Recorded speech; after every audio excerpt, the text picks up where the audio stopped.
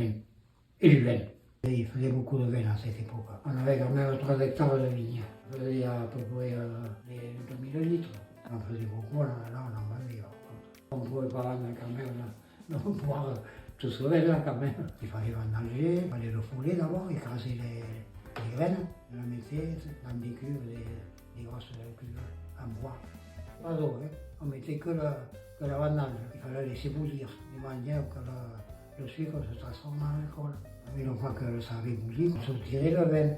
On s'entraînait, par exemple, pendant 2 jours, on vendangeait chez un voisin pour pouvoir remplir les cuves le plus vite possible. On allait faire ça en 2 jours maximum.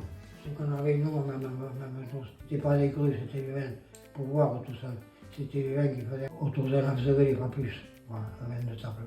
On mettait le raisin entier. Il n'y avait pas les machines pour les rapidier. Les grands crus, c'était de visiter les caves Saint-Émilion.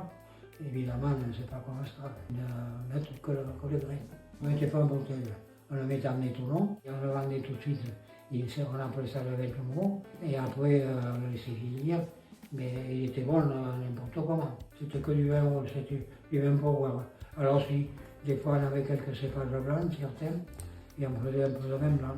Là c'était pour... C'était pour nous.